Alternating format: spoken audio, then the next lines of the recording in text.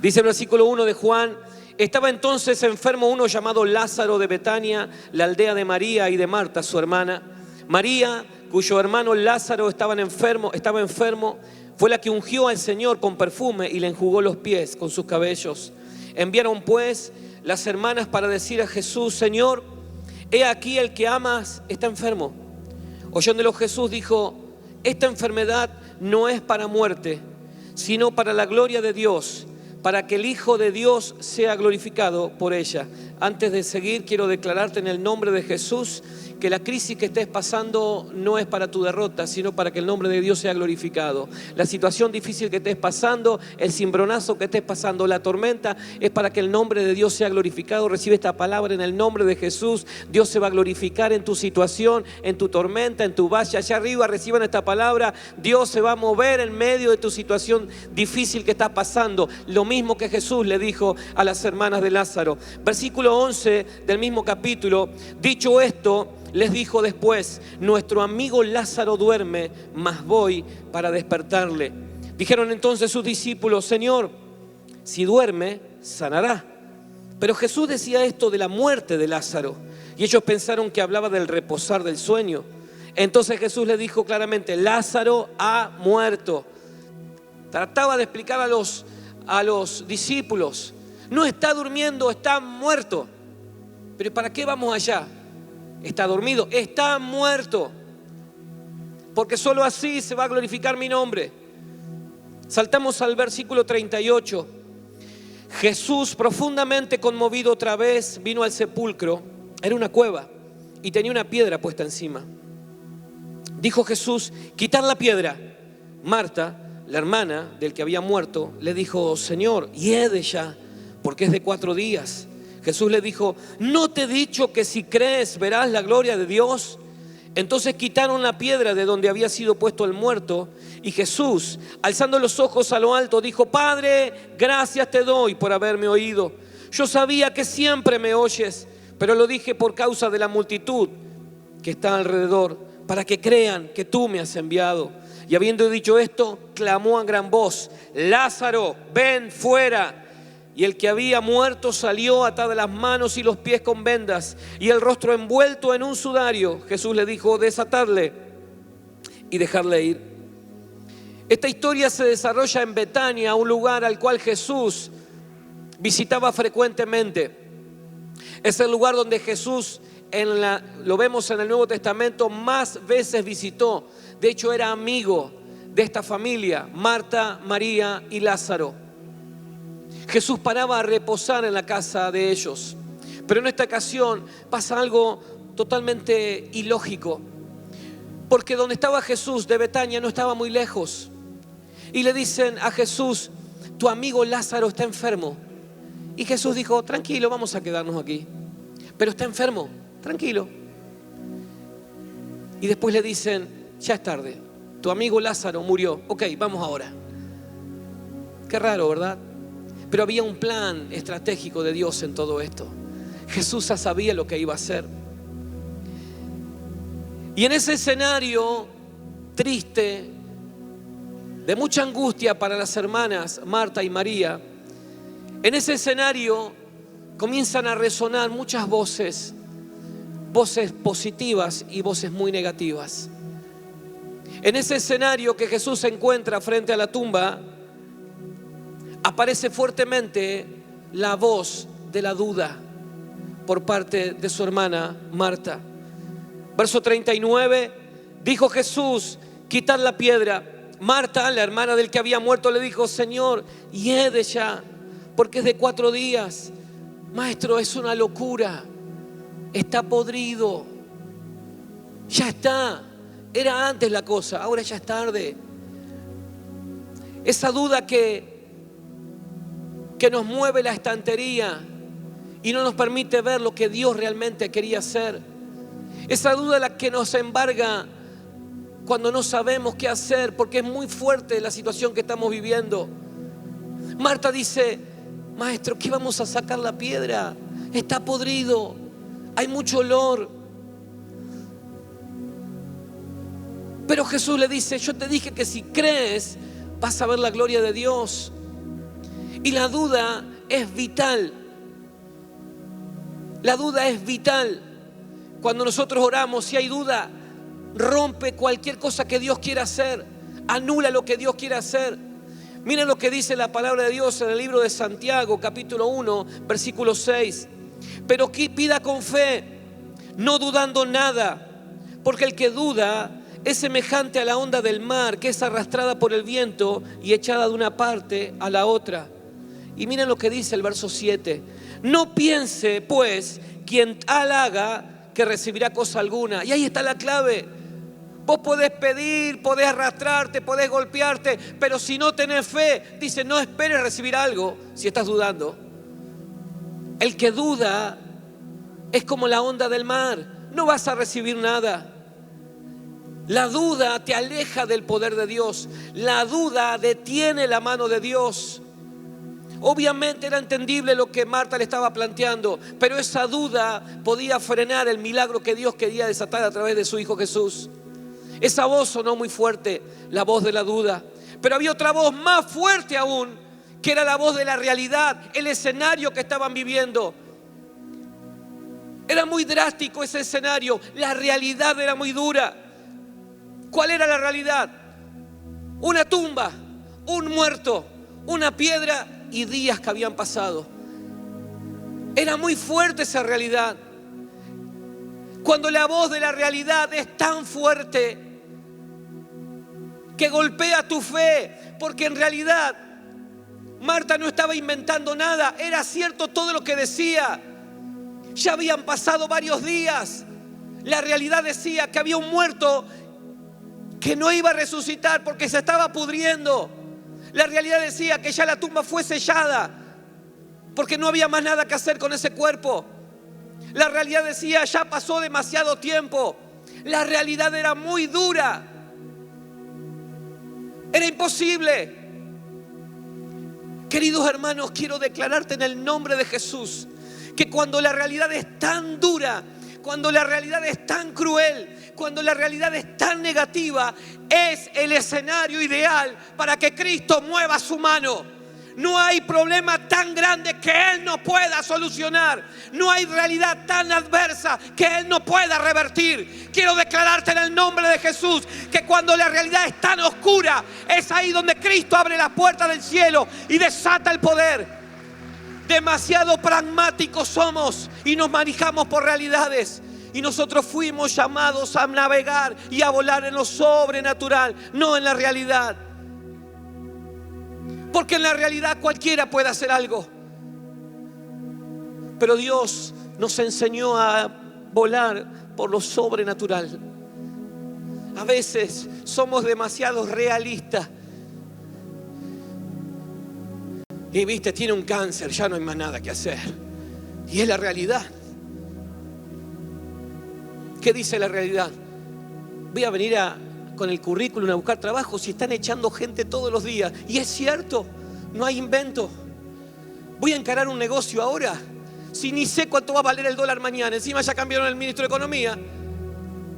Y es cierto, sí es cierto. La realidad es esa. Pero a veces la realidad es tan grande y le damos tanta importancia a la realidad que nos olvidamos de lo que Dios quiere hacer en nuestras vidas. Y nosotros somos gente de fe, gente que creemos a Dios. Tu realidad no va a espantar lo que Dios quiere hacer en tu vida. No hay realidad oscura que Cristo no pueda detener. Se lo estaban diciendo a Jesús y le estaban diciendo: maestro, es imposible, la realidad es muy negativa. Se lo dicen a Jesús. Y el capítulo anterior, Jesús venía de liberar a un endemoniado en Gadara. Y en el mismo pasaje, Jesús venía de pararse frente a la tormenta y calmar el viento y la tempestad. ¿Qué me vienen a hablar de realidad? Si Él fue capaz de dominar a la misma naturaleza, ¿de qué realidad me habla? Decía Jesús. ¿Vos crees que Dios no tiene poder suficiente para revertir la realidad que estés viviendo? Yo quiero declararte que Él tiene poder para revertir cualquier tipo de realidad que estés viviendo, por más dura que sea. Porque cuando la realidad es tan negativa que ya no sabes qué hacer, es cuando ahí viene la mano de Dios y se desata sobre tu vida. Es necesario que empieces a creer en lo sobrenatural. Nosotros somos de los que vamos en contra de la corriente. Cuando todos los negocios se cierran, los hijos de Dios van a abrir negocios nuevos en el nombre de Jesús. Cuando nadie consigue trabajo, los hijos de Dios van a conseguir trabajo en el nombre de Jesús. Cuando el tipo te dijo es cáncer, es irreversible, Dios revierte toda situación de cáncer en el nombre de Jesús y provoca la sanidad y el milagro en las personas. Si no, pregúntenle a tantas personas que fueron sanas de cáncer, que le daban días de vida y hoy están aquí alabando y bendiciendo el nombre del Señor. Ese es mi Cristo que revierte todo tipo de realidad. Hermano, empezá a creer en el poder de Dios y no mires tanto la realidad, porque esa realidad te va a anular, te va a opacar lo que Dios quiere hacer en tu vida. Marta vino con la realidad, no estaba inventando nada, no estaba exagerando nada, era la realidad. Pero Dios es mucho más poderoso que la realidad que estés viviendo. Por eso le dijo, ¿no te he dicho que si crees vas a ver mi gloria? Y esa palabra suena en tu vida y en mi vida en esta noche. Si yo creo, voy a ver su gloria. ¿Te animas a declararlo en el nombre de Jesús? Si creo, voy a ver su gloria. Decirlo en fe en el nombre de Jesús. Si creo, voy a ver su gloria en el nombre de Jesús. Sobre tu matrimonio, sobre tu economía, sobre tu familia. Si crees, vas a ver su gloria. Se vienen momentos y tiempos de testimonios increíbles. Hermanos, cuando compramos este lugar, ustedes, la iglesia, cuando compró este lugar, la realidad era terrible. La crisis económica era mucho más fuerte que la que hoy estamos viviendo. Yo no recuerdo, Oscar, cuánto estaba el dólar en ese momento, pero 1 a 1. ¿Qué está? Clarito. En ese momento, cuando se compró este lugar, se compró, por ejemplo, en $100,000. Eran 100,000 pesos. Día viernes se firmó el contrato. A la semana el dólar valía 4. O sea que debíamos 400,000 pesos. La realidad que decía que venía una crisis terrible para nuestro país. Nosotros que esperábamos las ofrendas de los hermanos, los diezmos, al contrario, empezaron a despedir gente, despedir. No solamente teníamos que hacer frente a este lugar, sino que teníamos que ayudar a los hermanos que estaban sin trabajo. La realidad era totalmente oscura. La gente nos decía, ustedes están locos de firmar un convenio en dólares en este momento, con esta realidad, con la economía que ustedes manejan, están totalmente locos. La realidad era dura. Pero la voz de Dios decía otra cosa: si crees vas a ver mi gloria. No teníamos ni para la entrega. No había forma. Y el dueño de este lugar decía, cómprenlo, no tenemos ni para la entrega. Y Dios provocó el milagro. ¿Fue duro? Sí, fue muy duro. ¿Costó sacrificio? Muchísimo sacrificio. Pero hoy este lugar pertenece a la iglesia. Dios es amor para la gloria de Dios. No hubo realidad que nos amedrentara. No hubo realidad que nos hiciera retroceder. Él fue más fuerte que la realidad que estábamos viviendo. En el medio estábamos pagando, en la mitad de las cuotas que estábamos pagando, ya habían pasado 5 años. Otra vez otra crisis. Y el dólar 3 veces más caro otra vez. Y otra vez Dios puso su mano. Y otra vez Dios puso su mano. Si Él lo hizo, lo va a volver a hacer. En tu vida, en la iglesia. Así que la realidad, hermanos, yo estoy apoyado y confiando en mi Señor. ¿Saben por qué? Porque mi socorro viene de Jehová, que Él hizo los cielos y la tierra. Tu socorro viene de Jehová, no de Dujovne ni de quien sea. Tu socorro viene de Jehová. Sea quien sea el presidente, tu socorro viene de Jehová, que hizo los cielos y la tierra. Y Él te sostiene, estás en la palma de su mano y no hay crisis que te va a alcanzar, porque tu socorro viene de Jehová. No hay realidad negativa que Él no pueda revertir. Tu socorro viene de Jehová. Y ahora lo que más me emociona del poder de Dios, ¿qué fue lo que movió a Jesús a provocar el milagro? Verso 38. Y Jesús, profundamente conmovido otra vez, vino al sepulcro. Era una cueva y tenía una piedra puesta encima. Jesús, profundamente conmovido.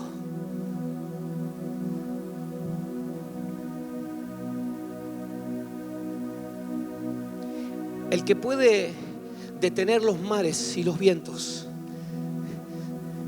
el que puede expulsar legiones de demonios, el que toda la creación se somete a Él, se conmueve con tu dolor. ¿Lo imaginaste? ¿Vos imaginaste que una lágrima tuya, Dios hace silencio? Ahí está mi hijo que está sufriendo. ¿Cómo no me voy a conmover por él? ¿Te imaginaste eso? Jesús profundamente conmovido.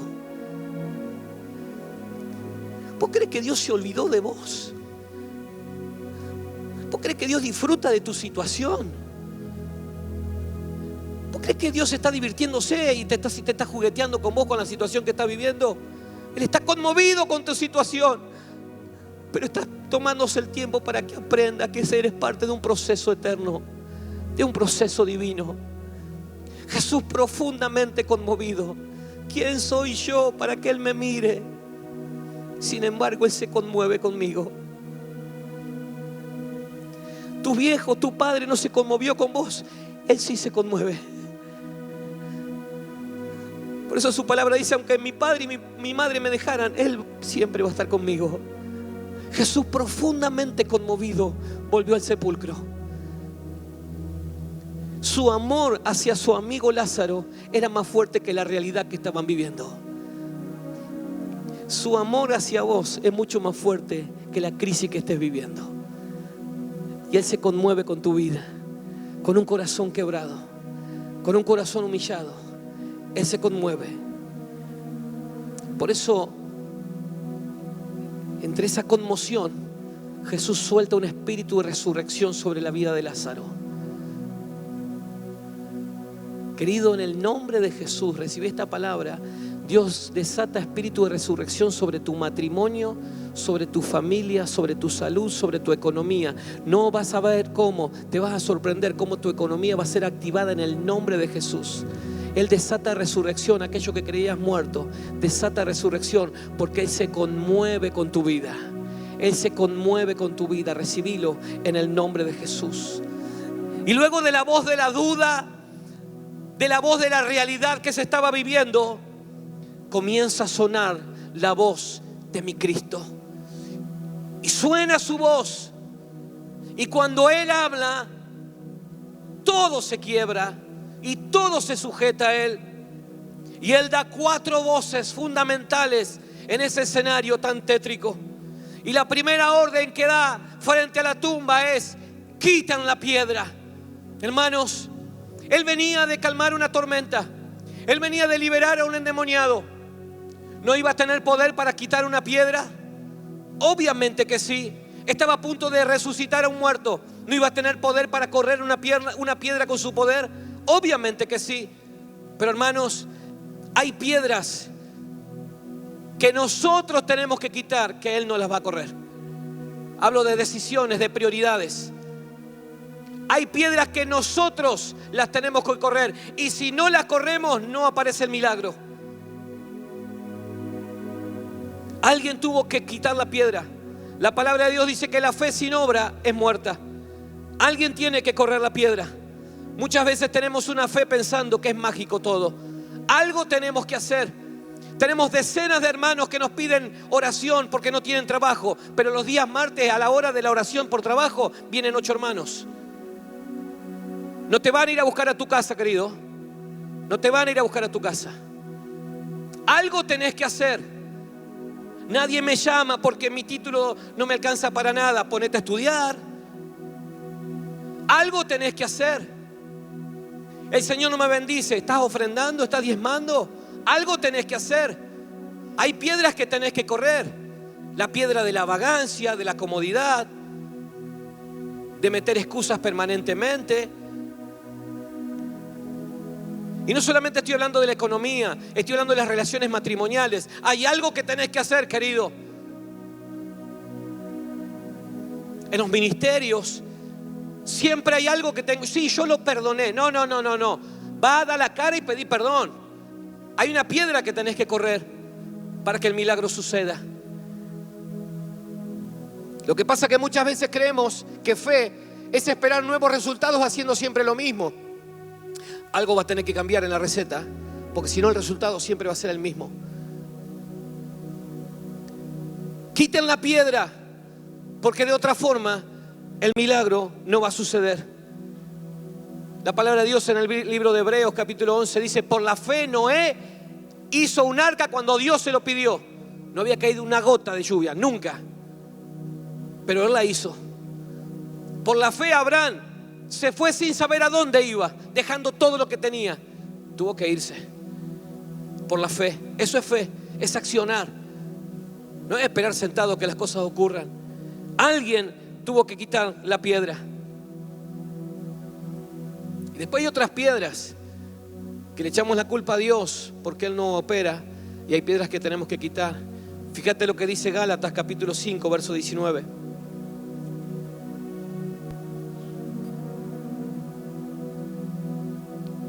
Y manifiestas son las obras de la carne, o sea, las piedras, que son adulterio, fornicación, inmundicia, lascivia, idolatría, hechicería, enemistades, pleitos, celos, iras, contienda, disensiones, herejías, envidia, homicidio, borrachera, orgías y cosas semejantes a esta, acerca de las cuales os amonesto, como ya os he dicho antes, que los que practican tales cosas no heredarán el reino de Dios. No hay resurrección si están esas piedras. Con que practiques una de ellas, por más que ores, Dios no negocia con el pecado. No negocia con aquellos que no pueden vivir en santidad. ¿Qué piedras tenemos que quitar? Hay gente que todavía está con piedras de su pasado, pensando que va a repetir historias permanentemente. Hay gente que vuelve todo el tiempo su pasado, lo vuelve todo el tiempo. Eso es una piedra que no te deja avanzar. Hay gente que tiene terror de repetir historias, por eso no hace ningún emprendimiento, no hace nada nuevo. Son piedras que tenés que quitar para que el milagro ocurra. Pero hay otra voz que suelta a mi Jesús. Primero dice: quiten la piedra. Pero la otra voz fue muy clara. Le dice: Lázaro, ven fuera. Lo llama por el nombre a su amigo y le da una orden. Hermanos, la gente que corrió la piedra, ¿ustedes se imaginan? Corran la piedra, ¿para qué? Para que salga el muerto caminando. O sea que la gente que corrió la piedra también obró en fe. No se sabe quiénes son. Podrían haber dicho: ustedes que corrieron la piedra, vayan y tráiganlo a Lázaro. Y le dice: Lázaro, ven fuera, porque Lázaro era el que tenía que caminar. Estaba todo vendado, pero él tenía que caminar. Algo tenía que hacer. Y la orden era: Lázaro, ven fuera. Hermanos, es necesario que puedas correrte y salir del lugar donde estás. Dar el primer paso para dejar atrás en donde estabas. O sea, el primer paso que des no te va a llevar a donde querés ir, pero te saca de donde estabas. Hay un paso que tenés que dar. Hay gente que está clavada en la autocomiseración, esperando que todo el mundo le tenga lástima. Tenés que salir de ese estado.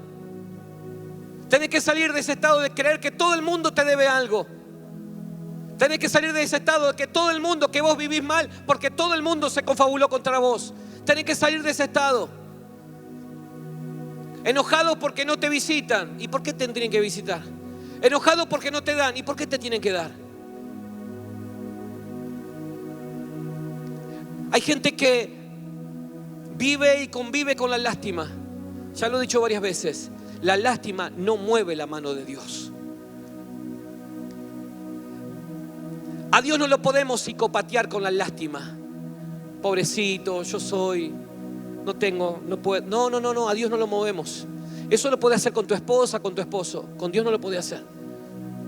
A Dios no lo podemos manipular con la lástima. Porque dice la palabra de Dios que Él derramó su sangre y a través de esa sangre somos reyes y sacerdotes. No por dioseros que andamos limoneando por la calle. Tenés que correrte y salir del lugar donde estás y dar el primer paso. Tenés que salir del lugar del desánimo, de la angustia. Tenés que correrte, dar el primer paso. Y hay un arma poderosa que los hijos de Dios tenemos para salir de esa posición.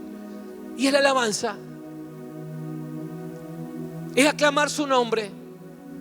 Tenemos que salir a través de la alabanza. ¿Sabe por qué quiero hablarte de esto, hermanos? Porque desde el lunes a esta parte, lo único que he escuchado es angustia, queja, tristeza, desolación. Y Dios no nos llamó para eso. Dios nos llamó en creer que Dios hará milagros. Que la situación que estemos viendo no tiene nada que ver con lo que Dios tiene preparado para cada uno de nosotros. Y en medio de la crisis lo único que tenemos que hacer es levantar a Cristo. Mirá qué simple.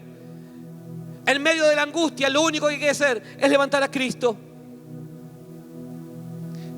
Y ahí se demuestra la fe. Es cantar victoria antes de tiempo. Eso es fe. Es dar el primer paso. No esperar a cuando voy a alabar al Señor. No. Es dar el primer paso. Mira lo que dice Salmo capítulo 89, versículo 15.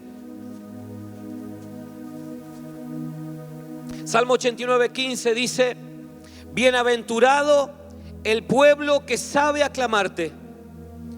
Andará, oh Jehová, a la luz de tu rostro. En tu nombre se alegrará todo el día y en tu justicia será enaltecido. Porque tú eres la gloria de su potencia y por tu buena voluntad acrecentarás nuestro poder. Cuanto más le alabamos, Él más desata poder sobre nuestras vidas. Y termina el versículo 18 diciendo: porque Jehová es nuestro escudo y nuestro rey es el Santo de Israel. La alabanza es un arma poderosa que abre los cielos sobre los hijos de Dios. Y quiero animarte en esta noche que puedas alabar en medio de tu crisis, en medio de tu tormenta, puedas buscar el rostro del Señor, que te hagas amigos de Él, que te hagas amigo de Dios, porque Él mueve su mano en medio de tu angustia cuando le alabas. Eso es ofrecer sacrificio de alabanza. En la palabra de Dios, en el libro de Crónicas, relata la historia de un rey llamado Josafat. Y de repente el rey viene con la noticia que muchos pueblos se juntaron contra él. Muchos pueblos se habían rodeado e iban a atacarle. El número de soldados que él tenía era muy pequeño. Y el ejército que venía contra ellos era enorme, terrible. Josafat no sabía qué hacer, pero hizo lo que todos tenemos que hacer: es buscar el rostro del Señor. Y Dios le da una estrategia clave para vencer a esos ejércitos que se habían juntado contra él. Y la respuesta a este pasaje está en 2 de Crónicas, capítulo 20, verso 21. Y habido consejo con el pueblo, puso a algunos que cantasen y alabasen a Jehová, vestidos de ornamentos sagrados, mientras salía la gente armada, y que dijesen: glorificad a Jehová, porque su misericordia es para siempre. Estaba el ejército enemigo enfrente, estaba el ejército enemigo atrás y a los costados. Y la estrategia era poner al pueblo con la mejor ropa que tengan y que pongan a alabar y decir: glorificad a Jehová, porque su misericordia es para siempre. Quiero animarte en esta noche, querido hermano, a que puedas ofrecer sacrificio de alabanza y en medio de tu oscuridad, en medio de tu crisis, en medio de tu tormenta, puedas poner una sonrisa, poner lo mejor que tengas y glorificar el nombre del Señor y decir: glorifico al Señor porque su misericordia es para siempre, porque la situación que estés viviendo no tiene nada que ver con lo que Dios va a desatar cuando alabes su nombre por sobre todas las cosas. Es ahí donde Dios mueve su mano y desata su gloria sobre tu vida. Glorifica al Señor porque Él es misericordioso. Y en ese momento, verso 22 del capítulo 20 de Crónicas: y cuando comenzaron a entonar cantos de alabanza, Jehová puso contra los hijos de Amón y de Moab y del monte de Seir las emboscadas de ellos mismos que venían contra Judá, y se mataron unos con otros. Cuando comiences a alabar el nombre del Señor, aún en medio de tu oscuridad, los demonios van a temblar, la crisis se va a romper y el cielo se abre sobre tu vida. No hay realidad tan adversa que Cristo no pueda revertir. ¿Lo crees a eso? No hay oscuridad tan densa que Él no pueda traer luz. Quiero animarte a que el pueblo alabe al Señor en medio de la crisis. Mañana podés estar en el almacén. Me ha tocado ir al banco esta semana, me ha tocado ir a otra entidad gubernamental, y es tremendo la angustia que hay, la mala onda que hay todo el tiempo. Ayer estuve reunido con varios pastores en Buenos Aires, desesperados porque le aumentó el alquiler, porque los ingresos bajaron. Hermanos, es el momento de levantar a Cristo. En el momento de levantar a Cristo en medio de la crisis, levantemos el nombre de Cristo, porque cuando Él sea levantado, Él abre los cielos sobre su pueblo. Hay verdades bíblicas, y esto no lo digo yo, lo dice su palabra. Quiero animarte a que puedas alabar el nombre del Señor. Lázaro sale de la tumba, y luego Jesús le dice: desátenlo y déjenlo ir. Lázaro estaba con vida, pero había vendas que lo seguían atando. Hay vendas que tenés que cortar, pensamientos que te han limitado todo este tiempo. Hay vendas que tenés que cortar. Hay pensamientos del pasado, pensamientos de mediocridad que vas a tener que cortar para que Dios haga el milagro absoluto. ¿No te he dicho que si crees, verás la gloria de Dios? Las voces de ese lugar eran muy fuertes, porque la voz de la realidad era muy fuerte. Pero la voz de Jesús fue tan fuerte que trajo a vida aquello que estaba muerto. Por eso quiero declararte en el nombre de Jesús y parado en su palabra, que la voz de Jesús va a sonar más fuerte que la voz de tu realidad, en el nombre de Jesús. Y la voz de Jesús derriba todo argumento de tu realidad. ¿Lo crees a esto? Levanta tu mano y créelo en el nombre de Jesús. La voz de Jesús es más fuerte que la voz de tu realidad, en el nombre de Jesús. No sé cuál es tu realidad, pero quiero declararte que la voz de Jesús es más fuerte que tu realidad. ¿Lo crees a eso? Tómalo en el nombre de Jesús. La voz de Jesús es más fuerte que la voz de tu realidad. Tus hijos se fueron y no vuelven. La voz de Jesús los trae en el nombre de Jesús. En el nombre de Jesús. Hiciste negocio y no sabes cómo salir de eso. La voz de Jesús suena más fuerte que la voz de la realidad. Ahí fue, en ese lugar de muerte. Él se metió en la muerte y lo trajo a la vida. Él se mete en tu realidad y resuena su voz y trae vida en medio de la muerte. Por eso clamo en el nombre de Jesús que Él trae vida en medio de la muerte. Todo aquello que se cortó, todo aquello que se rompió, Él trae vida en órganos infectados. Él trae vida en órganos cancerígenos. Él trae vida en matrimonios disueltos. Él trae vida en empleos desaparecidos. Él trae vida a la economía de nuestra ciudad. Él trae vida en el nombre de Jesús. Él trae vida a tu ministerio que se está muriendo. Él trae vida porque la voz de Jesús suena más fuerte que la voz de tu realidad. ¿Cuántos lo creen a esto? Dale un fuerte aplauso al Señor entonces.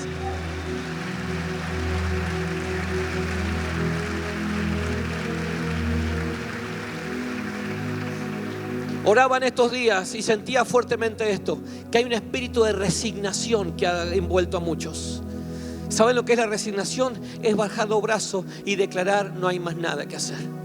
Yo rechazo todo espíritu de resignación en el nombre de Jesús y declaro que lo bueno viene adelante, está adelante. Lo que hemos vivido no tiene nada que ver con todo lo que Dios va a traer para adelante.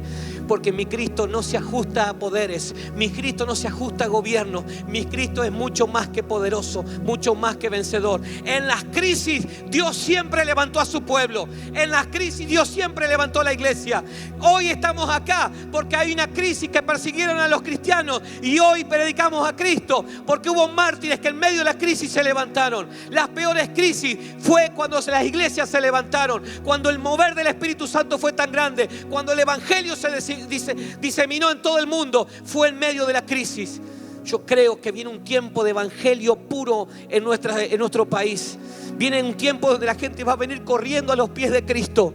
por la crisis van a venir corriendo a buscar, pero te van a venir a buscar a vos, que está en medio de la crisis y va a estar alabando el nombre del Señor y va a estar ajeno a la crisis, porque hay un Cristo que gobierna tu mente, gobierna tu vida. Yo declaro en el nombre de Jesús que los mejores meses del país vienen ahora para los hijos de Dios. La iglesia se levanta en el nombre de Jesús, la iglesia crece en el nombre de Jesús. Viene poder, viene resurrección sobre su pueblo en el nombre de Jesús. La crisis no me mueve, la crisis no me desacomoda. Es Cristo el que me sostiene. Él es mi roca, Él es mi escudo, Él es mi libertador, Él es mi sanador, Él es mi proveedor. ¿En quién estamos creyendo? Yo creo en un Cristo de poder. Yo creo en un Cristo de poder. Entonces mañana, antes de ver la cotización del dólar, abrí lo que dice su palabra y ponete a leer la palabra del Señor. Antes de ver cuánto te da el banco y estás especulando si vendo o no vendo, si meto plazo fijo, abrí la Biblia y alaba al Señor.